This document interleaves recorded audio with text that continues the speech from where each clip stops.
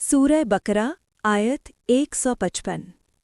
आजमाइश, सब्र और कामयाबी का कुरानी राज। हार्ट टचिंग तफसीर। वलनब्लुवन्नकुम बिशैइम मिनल खौफि वल्जूअि वनक़्सिम मिनल अमवालि वलअन्फुसि वत्थमरात वबश्शिरिस साबिरीन। उर्दू तर्जुमा।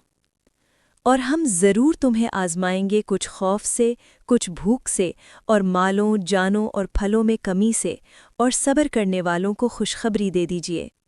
बिस्मिल्लाहिर्रहमानिर्रहीम। आज हम सूरतुल बकरा की आयत 155 पर तदब्बुर करेंगे।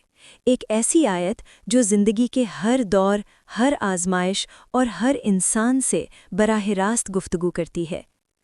अल्लाह ताला इस आयत में वाज़ेह फरमा रहे हैं कि आज़माइश मोमिन की ज़िंदगी का लाज़मी हिस्सा है।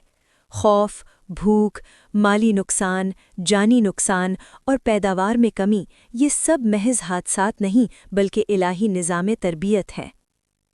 ये आयत हमें ये सिखाती है कि मुश्किलात अल्लाह की नाराज़गी नहीं बल्कि क़ुर्बत का रास्ता भी हो सकती हैं। लफ्ज़ वबश्शिरिस साबिरीन इस बात की दलील है कि कामयाबी आज़माइश के बाद आती है, मगर शर्त सिर्फ एक है, सब्र। सब्र कमज़ोरी नहीं बल्कि ईमान की पुख्तगी है। जो शख्स आज़माइश में अल्लाह पर भरोसा रखता है वही हकीकी कामयाब है।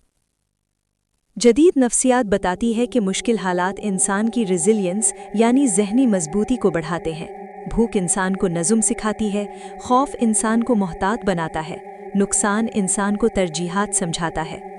यूं आज़माइशें इंसान के ज़हन, रूह और किरदार को असर नौ तश्कील देती हैं, बिल्कुल वैसे ही जैसे कुरान कहता है। ये आयत हमें शिकवा नहीं शऊर देती है, ये हमें सवाल नहीं सब्र सिखाती है, और ये यकीन दिलाती है कि अल्लाह आज़माता ज़रूर है